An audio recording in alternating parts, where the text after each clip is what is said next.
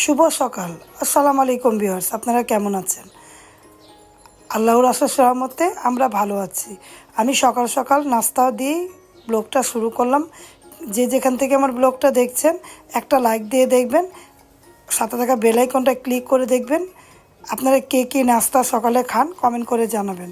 আমি পরোটা ভাজছি, সাথে তো চা আছেই ভিউয়ার্স। চা না হলে আমাদের সকাল হয় না। চা আর পরোটা ভেজে নিচ্ছি। ভিডিওর পাশে থাকেন, দেখতে থাকেন ভিডিওতে কী কী আছে ভিউয়ার্স।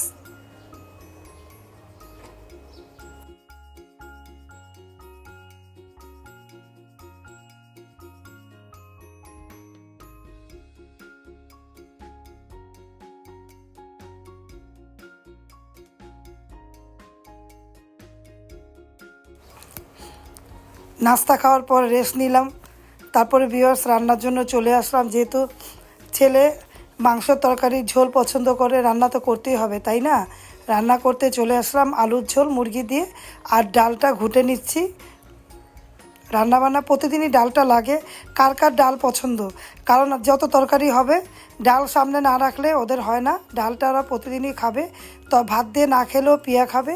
আর ডালটা আমিও 1 কাপ খাই, যেহেতু ভাত আমি মেপে খাই, অল্প করে ভাত খাই। দুপুরে শুধু ভাত খাই, রাতে তো খাই না।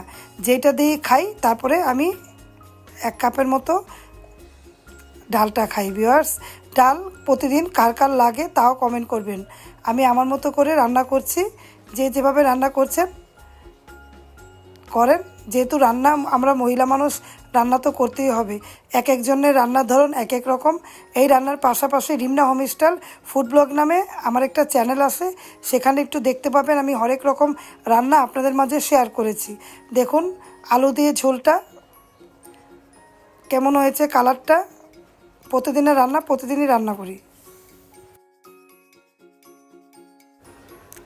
তারপরে সাথে ছোট ইলিশ মাছ দিয়ে সরিষা দিয়ে রান্না করলাম। এটা আমি মাছ দিয়ে খাবো, আর ওরা মাংস দিয়ে।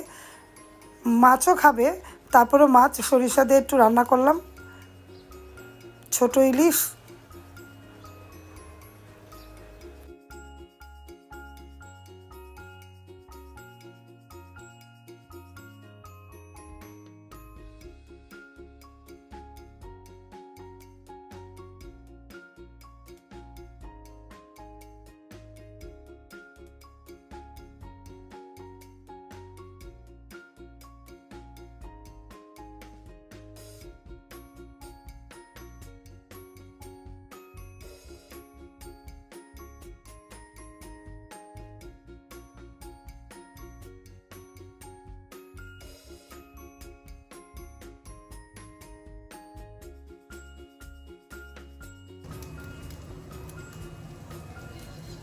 বিকেলবেলা রান্নার জন্য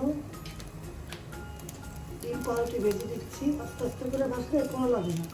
2টা ভেজেছি, ওটা খেয়ে নোলায় না, আবার দিচ্ছি। গরম গরম ভেজে খেলে ভালো লাগে।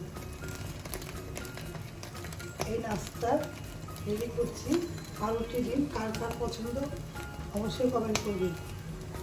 আর এই নাস্তা দিয়ে আমি ব্লগটা শেষ করে দিব। যদি আমার ব্লগটা ভালো লাগে অবশ্যই লাইক কমেন্ট শেয়ার করবেন, সাথে থাকা বেল আইকনটা ক্লিক করে দেখবেন। আপনারা সবাই ভালো থাকবেন, আমাদের জন্য দোয়া করবেন। আল্লাহ হাফেজ, আসসালামু আলাইকুম।